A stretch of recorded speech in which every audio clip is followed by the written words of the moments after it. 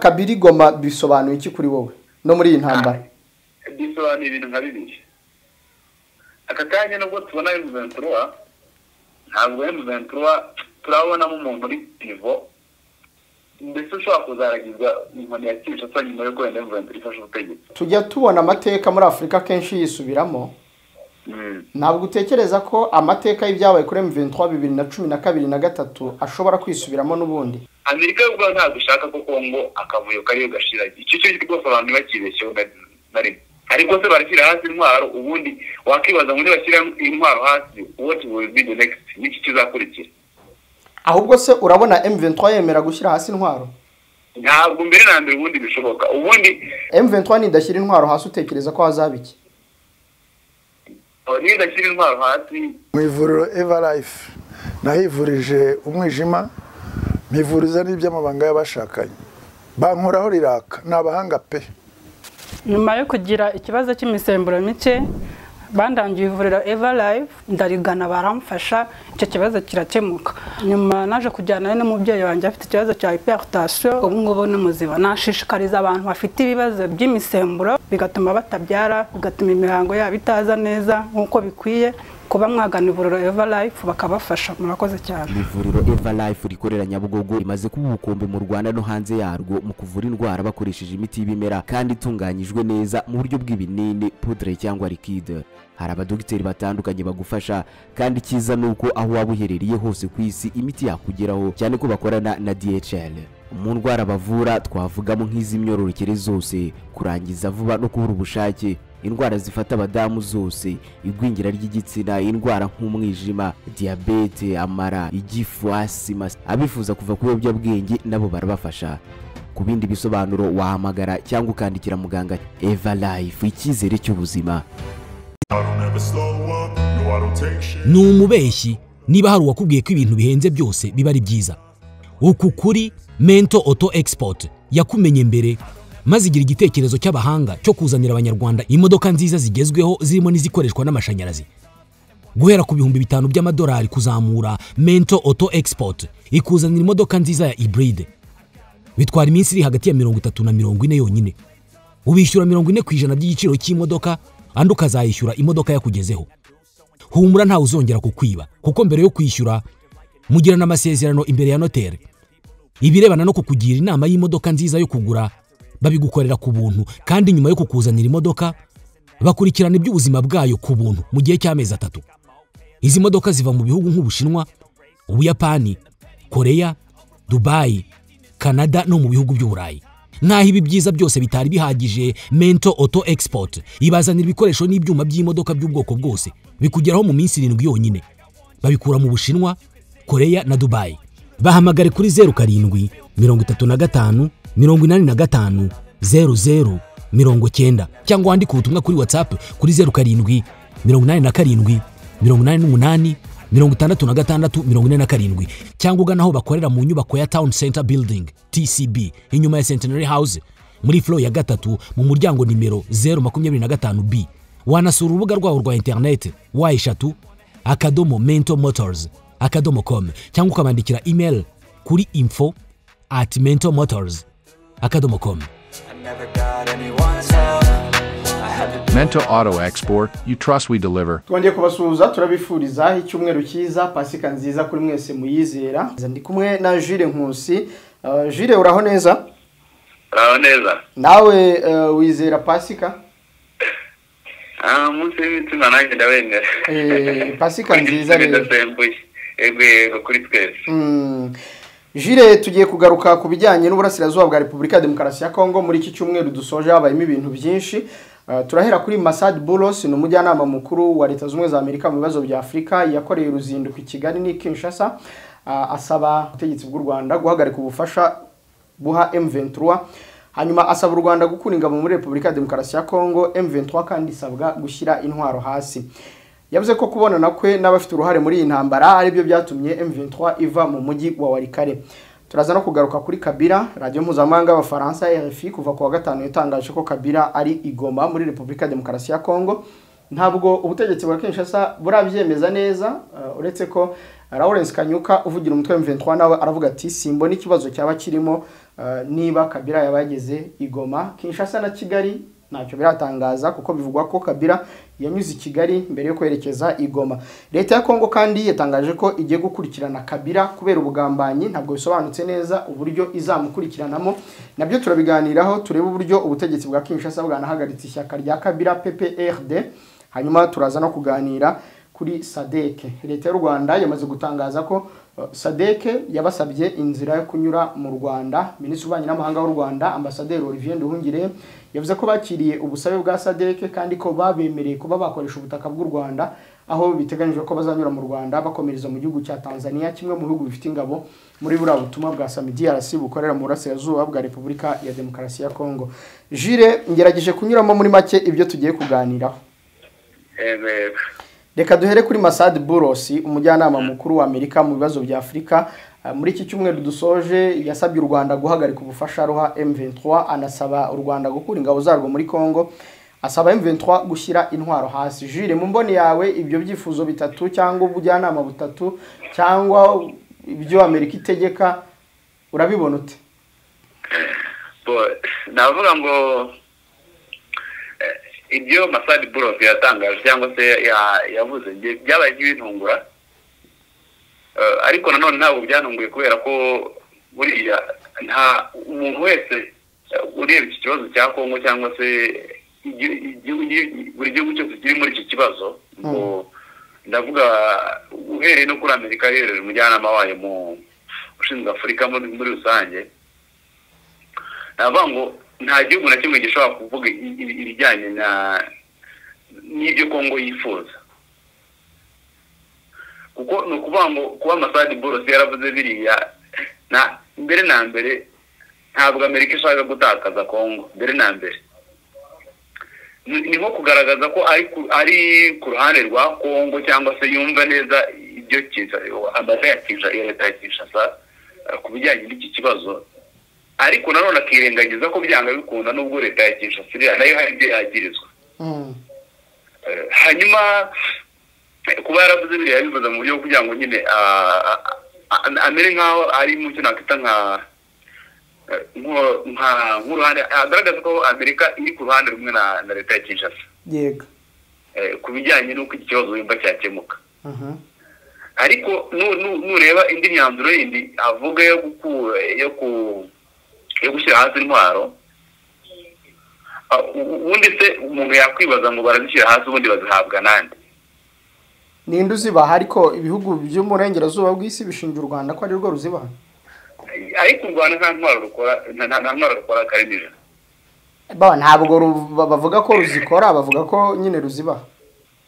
Hari ikintu buriya, ari ikintu kimwe ngewe wenda iyo umuntu asesenguriza intambara twakita ko ari symmetrical war, cyangwa se intambara usanga zibera mu turere turi strategique, abantu usanga batunga urutoki igihugu kimwe ko ari cyo gifite proximité n'abantu runaka barwana, cyangwa se gifite ukuntu cyumva impamvu y'abantu barwana wenda bihabanye n'ibindi. Ariko nagira ngo ubwire ngo nibura kuva u Rwanda nk'igihugu kiri enclave cyangwa se igihugu kidakora ku nyanja,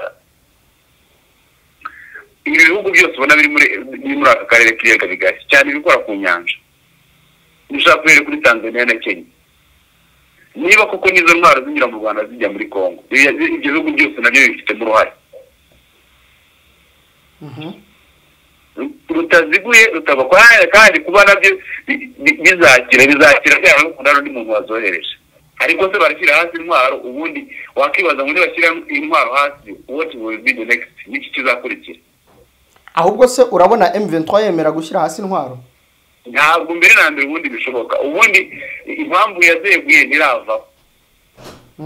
Icyo ni cyambere, yazeguye ishaka imishyikirano na guverinoma kugira ngo ibyo irovandika cyangwa se ibyo isaba leta ya Kinshasa byo gucyura impunzi, kwirukana FDL ubutaka bwayo kuko ariyo bashinja ko ariyo nyine abayazana yo kuba ababyeyi babo barabaye impunzi.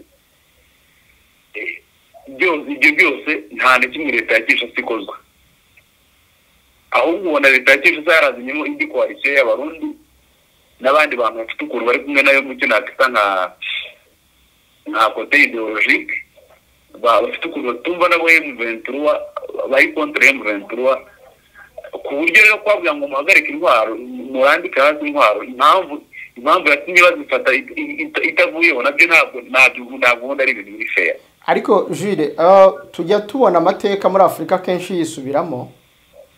Ntabwo utekereza ko amateka y'ibyabaye kuri M23 2012 na 3 ashobora kwisubiramo n'ubundi barize bihagije bigiye kuri icyo kintu bihagije.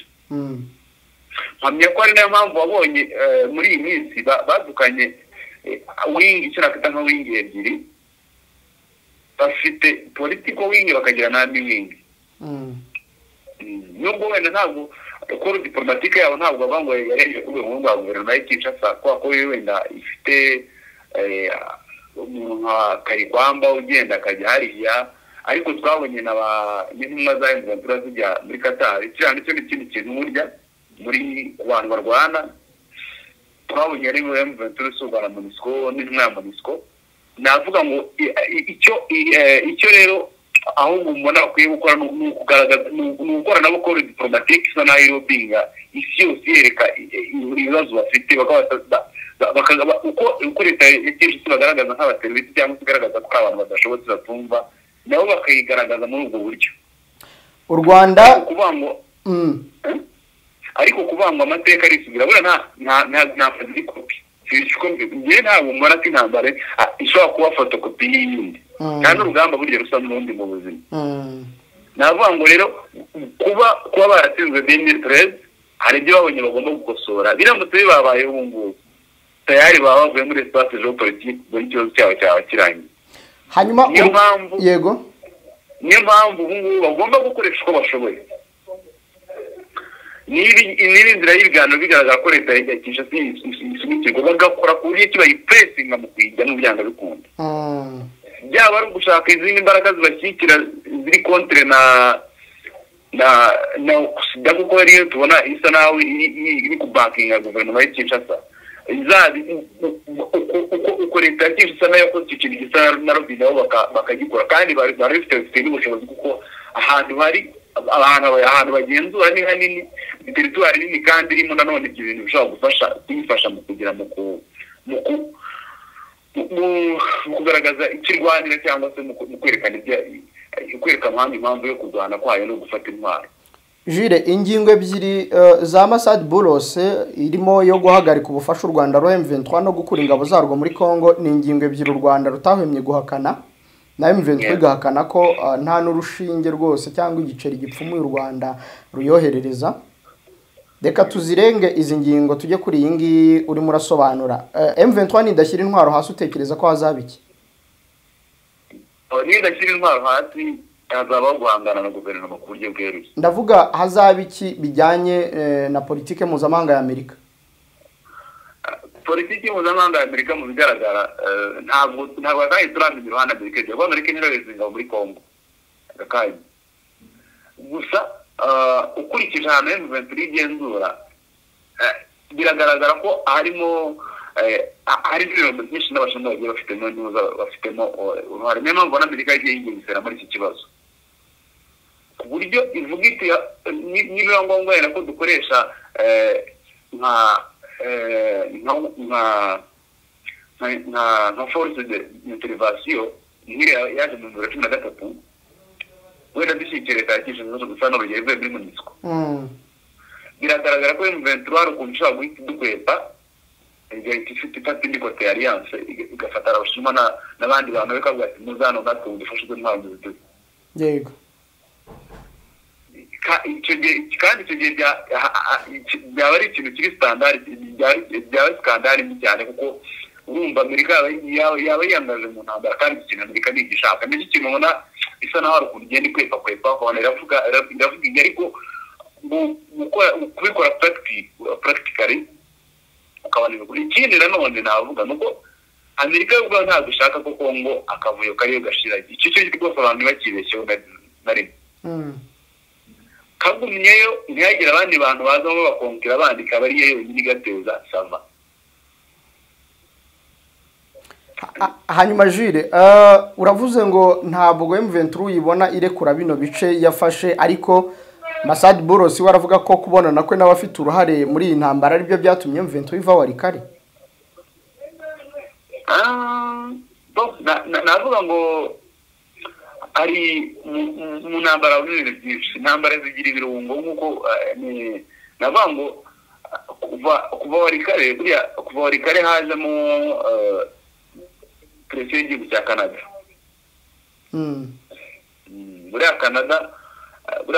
Canada ni ubwami bw'Abongereza burya ni kimwe na Amerika burya, icyo cyo ndemeranya nawe, ariko nanone bavuye Walikale bajya hehe? Ese ko bavuye Walikale centre hamwe hari ibirombe baraharetse? Yego, Canada bagarutse gucukura kuko twabonye ko Alpha Mine yagarutse, Alpha Mine yakomeje imirimo. Kuba baragarutse rero no cyangwa no kuba baremeye kuvamo nuko hari ibyo bumvikanye nabo. Ibyo avuga nibyo ku ruhande rumwe, ariko biragaragara ko byanga bikunda, ahubwo uko abanyamerika bameze, hari ibyo babwira guverinoma, hari n'ibyo baca inyuma bakongera akagera M23. Ariko urumva ko nyine ibyo babwiye M23 byo kuva Walikale nyuma yo kubonana n'abafite uruhare muri iyi ntambara yabyemeye ikava. Ariko imaze kwava ntabwo ari bwo yongeye kugabwa ibitero, ariko ntabwo yongeye ngo ihisubize. Nyine nibwo yatangiye kugabwa ibitero. Navuga ngo rero abo muri M23 n'ibyo mwani shumira nuko iyo gushyira hasi intwaro ibyo basabye bigashyirwa mu bikorwa cyangwa se ibyo basabye bigashyirwa mu bikorwa ntibishoboka, nuko babaye nk'abizera Amerika mu ruhande rumwe cyangwa urundi, ariko irangije abatemba leta y'igisha ifite barasa. Bisobanuye ngo gukomeza kugendera muri icyo kintu ni byiza cyane kuruta kwerura abantu bagatangiza intambara, utsinzwe agatsindwa, utsinzwe akayoboka. Donc urabona aho gushyira intwaro hasi bazatangiza intambara rero yo guhirika Kinshasa.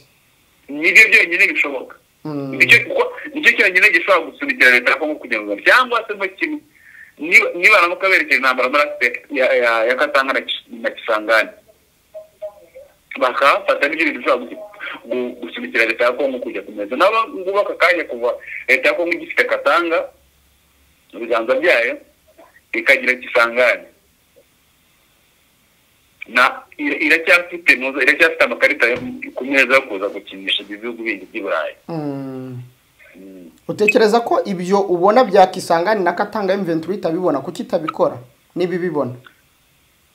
Navuga ngo mu buryo buri militaire cyangwa mu buryo buri strategie militaire hari ibintu bibanza kurebwa mbere yo kugaya ibitero cyangwa se gutangiza intambara kuri nk'iri ikomeye. Icyambere intambara nka ziriya zo mu mijyi ikomakomeye zitwara burya abasirikare benshi, ibyo ni icyambere rwose abantu bagomba kubika. Ikindi cya kabiri bisaba diplomasi, ikintu cyaba ryo kurebwa kumenya gusa ahandi tubafata niba twarabonye ngo mufatwa UN Security Council igaterana, ntabwo wamenya icyabura mu kifashe Kisangani. Ikindi wabonye ko na Muhozi yigeze bigaruka, ariko nyuma yavuze ko ari wamuje kubikora hari ni Donald Trump. Burya icyo kibwasigisha kukiganiriza, ariko ukurikije ibigaragara biri kuri tele cyangwa se ibigaragara mu mboni z'amaso y'umuntu iyo turusha akareba ibyo byonyine nibyo bishoboka. Ariko bisoza imyiteguro ihagije yambaye, kuko niba na Goma barayifashe byanga bikunda bamaze hafi umwaka urenga bayisatira, bigaragara ko izo akisusu barimo bazitegura. Yego, naho ngaho rero nuko ntabwo ubwo intambara zagerera cyangwa se intambara z'abantu bahanganye na guverinoma ntabwo ari intambara zigera tuduswite gutyo.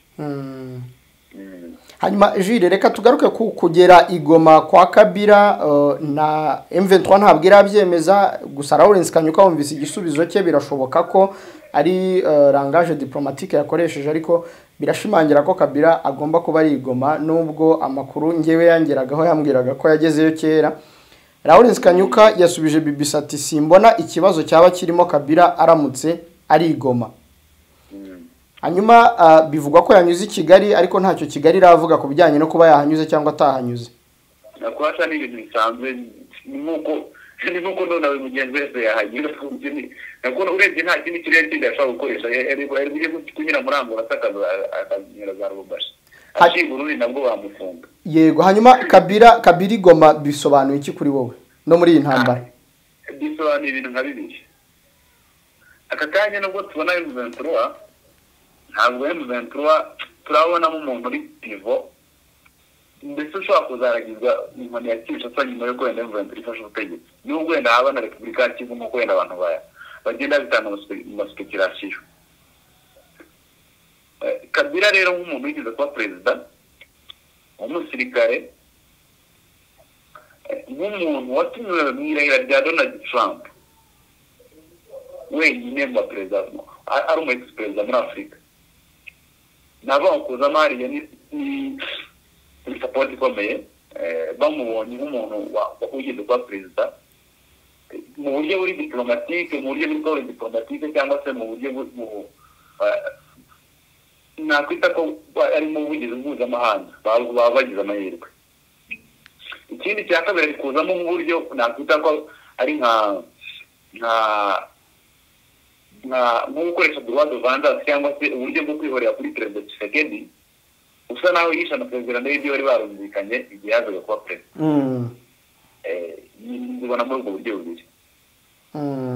Hanyuma uratekereza ko Kabila kugera hariya hari icyo byahindura ku rugamba cyangwa biri mu rwego ruri politike gusa? Urumva niyo umuntu ashaka gutumirwa na Donald Trump sibyo mirahira mbere na mbere bikwereka ibintu da icyo bisobanuye. Kabila afite amafaranga cyo ni ikindi uburyo ndavuga mu buryo buri financier. Yego, mu buryo bwa gisirikare nk'umuntu warwanya intambara za kinyejana guhera kuzase ugakuza kugiye abanyamakuru seseko n'undi muntu ubona ribonye babungutse nabango byaba umusanzu ukomeye baba babonye yaba muri diplomasi cyangwa se no mu buryo buri militaire. Mu kanya mbere yuko dutangira ikiganiro nazo ndeba kuri TV5 Monde umwe mu baturage b'Igoma arimo yibwira ko Kabila wategetse igihugu imyaka 18 n'ubundi ntacyo bamwitegaho. Wowe hari icyo bamwitegaho umuntu wategetse Kongo imyaka 18 n'ubundi ibibazo yari irimo mu gihe cye ikaba ikibirimo n'ubu? Muri politiki birahinduka ntabwo ngura muri politiki ntabwo ari ikintu kigira formule wari statique. Ashobora kutaza ngo ari perezida akaba senateri azi ibyo ni ibintu bisanzwe. Oya n'ubundi birasanzwe ko ari senateri yavi n'ubundi. Yego. Cyangwa se agahabwa no kwegura urundi rwego cyangwa se akaba n'umujyanama kuko burya nawe yaravuze ngo sinzi abantu barakurikiye ikiganiro agiraga nawe yabyinanye n'aba munyamakuru muri Afurika y'Epfo avuga ati turi kwigira ku makosa twakoze mu gihe cyashize kugira ngo tuyakosore. Ibyo rero ni ibintu bisanzwe cyane ko nawe ubwo nyine hari ibyo ubona byapfuye mu gihe cye wenda yakosora cyangwa se wenda yazagira inama bazaba bari kumwe nabo mu gihe runaka. Byahise bituma rero ubutegetsi bwa Kinshasa binyuze muri Minisitiri w'Ubutabera Constant Mutamba batangaza ko bagiye gutangira kumukurikiranaho ibyaha bijyanye n'ubugambanyi. Urabona Kinshasa imukurikirana? Nubundi subwa mbere kuko uribuka ko hari n'igihe bashatse kumwicira muri Addis Ababa sinzi n'abantu babyibuka. Yego, muri Ethiopia. Bakoresheje intasi z'Abanyafurika y'Epfo ariko barabakomanda ariko bari baje begize abanyamakuru. Kumukurikirana byo birasanzwe kuko basanzwe bamuhiga nyine kuva yagaragaza uruhande rw'uko ashyigikiye M23. Ikindi mu byo nabonye gikomeye bari kumushinja ngo nuko yaba yaragiye yohereza cyangwa se agira inama leta igihe atari yakwigaragaje agira inama leta yo kohereza abasirikare benshi kuza kurwana na M23 ariko bakicwa ari mu buryo bwo kubagambanira. Ariko Kabila yavuze ko iyo abashyigikiye M23 ibintu biba bitameze nk'uko bimeze mu burasirazuba bwa Kongo. Ntabwo yigeze yidekarara mu buryo buri officiel ko ayishyigikiye. Ibyo mvuga ni leta Kinshasa burega. Ariko nubwo atayimo none ntagaragaza ko cyikereza. Ari ikintu burake umuntu iyo agiye leta se akaba ngo sinzite bari ashobora kuba atabashyigikiye wenda ijana ku ijana ariko hari ibyabo yumva nanone. urebye rero ibyo bamushinja n'icyo kumukurikirana byo birashoboka ariko none buri ikindi kintu cyo gutuma bamukurikirana cyane gikomeye na kitanavugwa buriya ese wa Kabila avuga muri Katanga Kabila tere niyo mvuga urebye rero ikintu nakita nka Katanga muri iyi minsi yagiye igaragaza akayihayo ko kuba ishaka nayo kuba itasubere cyangwa se iri autonomy mu buryo bumwe cyangwa icyo nakita nk'intumbero imaze imyaka irenga za 60 ibishaka kuba rero Kabila nk'umuntu rero havuka nk'umuntu ufite havuka nk'umuntu yigeze kuba guverinoma ye harimo abanyakatanga benshi hafi na 90%, n'ahantu afite influence.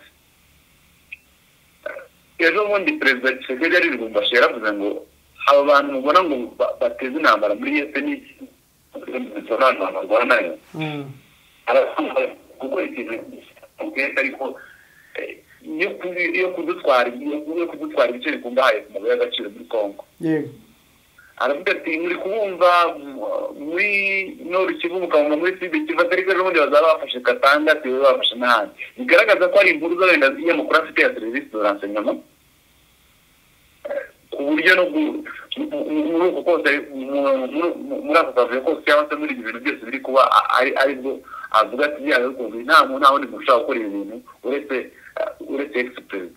Yego Jules, reka tunyarukire gato kuri Sadeke kuko ntabwo bisobanutse neza uburyo ubutegetsi bwa Kinshasa buzakurikiranamo Joseph Kabila w'imyaka 53 gusa natangiye kubona ko n'ishyaka rye rya PPRD ryahise rihagarikwa muri Repubulika ya Demokarasi ya Kongo. Politika yari icyo bivuze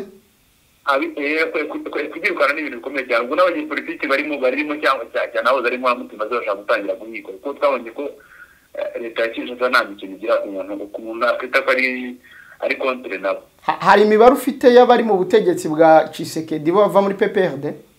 Baracyari mu nteko muri Parlement nimo bari. Yego.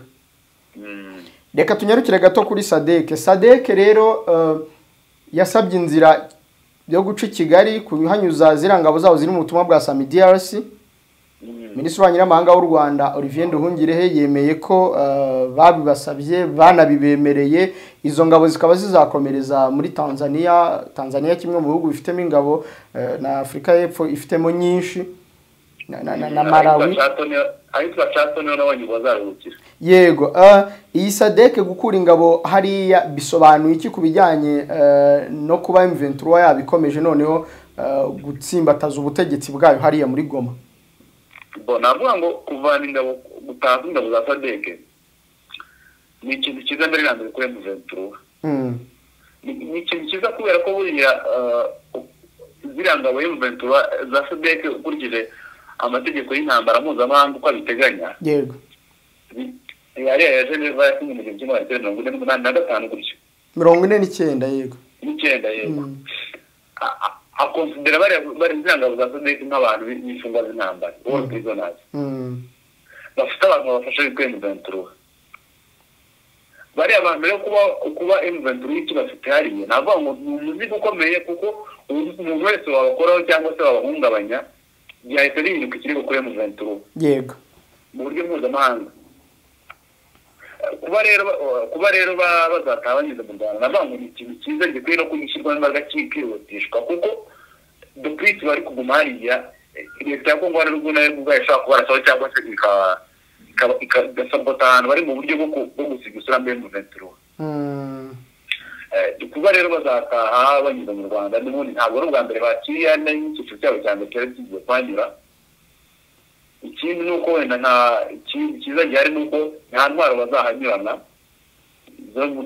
ukurikije ayo mategeko mpuzamahanga twavuga agenze icyo nakita izi ntambara zifite ko ziri konvasiyonali cyangwa zemera amategeko mpuzamahanga. Intwaro zigomba gusigara na M23.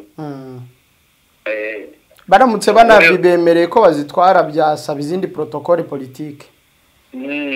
Ntabwo byaba tudusubite kugira ngo nyine bazigendane gutyo. Hanyuma Jules, ibi bisobanuye iki ku bihugu nka Afrika y'Epfo, Angola, Malawi na Tanzania byagiye bigaragaza ko byaba ari igisebo kuba ingabo zabo zanyura ku butaka bw'u Rwanda bakazanamo no kuba ibihugu byabo ari ibihugu byagiye bigaragara nk'ibikomeye mu gisirikare cyo hambere, ibihugu nka bya Angola urabyizi, bya Afurika y'Epfo, igihugu nka Tanzania mu bijyanye n'igisirikare abantu barabyibuka. Bigaragaza iki ku bijyanye n'abagendaga bagaragaza ko cyaba ari igisebo kuba ingabo z'ibihugu nk'ibi ngibi zigiye kuva hariya ubutumwa bwazo ntacyo bugezeho, hanyuma icyo gisebo zikacyambukana zikanyura mu gihugu nk'u Rwanda basuzugura ubunini bwacyo n'amateka yacyo, ibintu nk'ibyo? Navuga ngo hari ikosa rimwe ryabaye muri nakita nka military miscalculation cyangwa se imibare mibi mu bya gisirikare cyangwa se kubara amacuri mu kohereza ziranga bahari. Hari umwanzuro wigeze utorwa na African Union wavuga ku bijyanye na peacekeeping and peaceful resolution, cyangwa se conflict resolution in the region, wavuga ku bintu bijyanye no guhagarika amakimbirane mu karere mu turere runaka tugiye dutandukanye twa Afurika. Icyo gihe umwanzuro wateganyaga ko ibihugu niba akarere runaka karimo amakimbirane, ibihugu bihana imbibi n'ako karere aribyo bikwiye kwitabira mu kuyakemura yego. Bigenza gutyo rero iki gice cyose Congo umwango bw'ubu ibihugu byose bikoraho n'ibyo byari prioritaire mu kuza mu gukemura kugira ngo amakimbirane aho ngaho agiye gute yakemuka. Bigenze gutyo rero ibihugu byo muri SADC no kwiyumvana ubushongore n'ubukaka cyangwa se no kumva ko uko byibaraga mu myaka irenga 20 ishize mu gisirikare byahise byumva ko ari bigomba gufata yusharije gukemura ikibazo. Biza gukemura ikibazo ahantu bidahana ibintu bidafite bidahana ibintu mpaka bitazi neza n'ikibazo byari ko kimeze. Byari ikosa ko uko ukurikije ko bari bazi icyo nakita nka force de frappe baje nk'abantu badashyigikiye uburyo bw'ibyago bari bwatangijwe kuri cya mbere, baza bagaragaza ko baje gukoresha imbaraga. Icyo ni icya kabiri, ariko imbaraga zitazagarukira gusa ku butaka bwabo zizakomeza ku butaka ibihugu bandi n'ako gace cyane byibasiraga mu majwi ko bishyigikira abarwana. Icyo kintu cyabaye nk'ikiba kiri kimwe bisa naho gikuriye tansiyo ku bihugu bihengereye ngaho noneho aribyo byisanze mu ntambara noneho by'ubwabyo. Iyo nakita nka guerre par procuration cyangwa se guerre de froid, bitangira ibintu by'amagambo tubona Afurika y'Epfo iterana amagambo n'u Rwanda, igisirikare cyacu ni inyeshyamba, u Rwanda tuya mwadusuzuguje n'ibikwiye. Bigera naho nko mu gihe cy'ifatwa rya Goma habayeho kurasana hagati y'ingabo z'u Rwanda zari ku mupaka wa Gisenyi ndetse n'iza Afurika y'Epfo zari Goma kuri za Manitoba. Ariko byaje ari nayo nkuru yakwenda mu Rwanda biraga Goma byari kurangira ingabo za South Africa zagotewe n'abarwanyi. Navuga ngo rero kuba bagiye kunyura mu Rwanda, navuga ngo ni igisebo, ariko nanone hari ubundi buryo bafite bwo gukikora vuba nyine rusa naho rwabatsinze muri diplomasi. Ariko nabo baje guhangana nabo basa naho bagaragaza ko ari bwo buryo bwo gukemura ikibazo, barabananiye. Navuga ngo rero ni intsinzi ku Rwanda, ku ruhande ni intsinzi ku Rwanda buryo buri diplomasi, buryo bugaragaza ngo dore ibyo badushingiraga nyamara bari no kunyura iwacu nta gisigaye tubatwara nta n'uwo dutunga urutoki. Ikindi ni ukwerekana ko ibintu byarahindutse mu myaka irenga 10 cyangwa 5 ishize. Hari evolution. Ntabwo ubuhangange bw'igisirikare cyangwa se gukomera kw'igisirikare gishingira gusa ku kuvuga ngo naho zindwara intambara nyinshi za kinyeshyamba nka kuriya za Angola zifatiwe kwa ko zahabwa inkunga y'Abasoviyete mu gihe cya za Yunitana igihe cy'intambara za Yunitana n'indi mitwe. Ntabwo bihagije kumva gusa mu gihugu nka Tanzania ngo nashyigikiye imitwe myinshi mu kurwanya independence y'igihugu ngo igisirikare cyongera komite bikora. Ntabwo ibyo bihagije kucyo nakwita ubuhangange mu bya gisirikare muri iyi myaka irenga. Kuko niba umutwe muri w'igihe cyangwa gufatana abasirikare bangana kuri ukabafungira amazi n'umuriro, ni byerekana ko ibintu byarahindutse. Navuga ngo rero ni igisebe ariko ni ku rundi ruhande ni isura nziza ku Rwanda ni ukomeza bw'imarketinga mu cyo nakita nka côté international mu bijyanye n'uburyo mpuzamahanga. Yego, ni igisebo ariko ni n'isomo. Ni n'isomo no ku bindi bihugu bitekereza kujya gukemura ibibazo ahantu bidahana imbibi naho bitazi neza ikibazo nyirizina gusa bikagiye kumva gusa ngo tugiye gushyigikira umuntu gusa nta plan ihari cyangwa se nta buryo bwateguwe bari bushobora kugeza neza ku gukemura ikibazo neza mu buryo burambye. Kuko ubona ko bari abantu bazanye ibyo nakwita nk'ivogo n'ibindi bari bafite mu 2013. Ya Jules, reka ngushimire cyane. Murakoze cyane ndashimye. Yego, reka nshimire Jules Nkusi, twari kumwe muri iki kiganiro. Reka namwe mbashimire ku bari badukurikiye, nakaba ngira bimwe ngenda nongeramo, ariko muri iki kiganiro twari twapanze kwakira ibitekerezo bya Jules Nkusi no kwakira uko abona ibintu. Birashoboka ko ushobora kuba utumvikana cyangwa utavuga rumwe n'ibitekerezo bye, nibyo hasi haba hari umwanya wa comment ndetse n'umwanya ushobora kwandikamo uko nawe ubibona, ukagaragaza uko wumva iki kibazo cyo muri Repubulika Demokarasi ya Kongo ushingiye ku buryo kigenda gihindura isura. Nakunze kuvuga ko nyuma ya Joseph Kabila dushobora kuzabona muri guverinoma ya Kinshasa hari umuntu uvuyeyo akazigoma. Murakoze cyane, reka nkomeze kubifuriza kugira Pasika nziza. Buri wese muri twe azi inkuru ibabaje y'umuntu wakoze ubutaruhuka ijoro n'amanywa ashaka kugera ku iterambere ku bw'amahirwe akabigeraho, ariko akigera ku byo yaruhiye agahita apfa cyangwa agahura n'ubumuga budatuma yongera gukora. Umuryango yari atunze ububayeho nabi cyane. Muribuka uko tuvuga buri gihe mu bihe nk'ibi ngibi, ubuzima nta mpuhwe bugira, nta umenye ejo hazaza. Nibyo, nta umenye ejo hazaza, ariyo mpamvu abareba kure bafite ubwishingizi bw'ubuzima, life insurance. Umunyarwanda, umurundi, umunyekongo, umugande cyangwa se undi wese wumva ikinyarwanda uba muri Amerika afite ibyago byo kwisanga mu bibazo twavugaga niba atazi Index Universal Life cyangwa Infinite Banking. Ubu ni ubwoko bw'ubwishingizi butarokora ubuzima gusa, ahubwo bushobora no kugukiza. Ntabwo nzi niba wari ubizi, ariko uyu munsi banki zikomeye ku isi zinjiza miliyari z'amadolari ziyakuye mu gushora amafaranga tuzibitsa muri kompanyi z'ubwishingizi, by'umwihariko ubu bwishingizi bwa Index Universal Life. Kubera iki tutatangira gukora ibyizi banki zikora? Wowe utanga amafaranga y'ubwishingizi bw'ubuzima, ayo mafaranga akabyara andi menshi azakubeshaho mu bihe by'uburwayi bukubuza kongera gukora, cyangwa akabeshaho umuryango wawe mu gihe uzaba utagihari. Byitwa replacement of economic value. Ibi byose ntabwo byoroheye buri wese kubisobanukirwa. Gusa nzi umuntu w'impuguke mu by'ubukungu ubifitiye ibyangombwa byo ku rwego mpuzamahanga utanga serivisi zo gufasha abantu muri ubu bwoko bw'ubwishingizi n'ishoramari. Bernard Niyomugabo. Niba utuye muri Leta Zunze Ubumwe za Amerika ukaba uvuga kandi wumva ikinyarwanda, ni byiza kwegera Bernard Niyomugabo ngo aguhuze na kompanyi z'ubwishingizi zitanga inyungu nyinshi ukiriho bidategereje kupfa, agufashe mu birebana n'imisoro n'ibindi. Hamagara 240 605 21 cyangwa wandike email kuri niyomugabob25@gmail.com cyangwa se info@mylegacyplus.org cyangwa se nbernard@mylegacyplus.org cyangwa usura urubuga rwa internet wa@mylegacyplus.org. Aya mafaranga wita make utunze, ikintu gusaba cyonyine ni ukuyakiza uyu munsi kugira ngo nayo azagukize ejo. Save me today, I will save you tomorrow.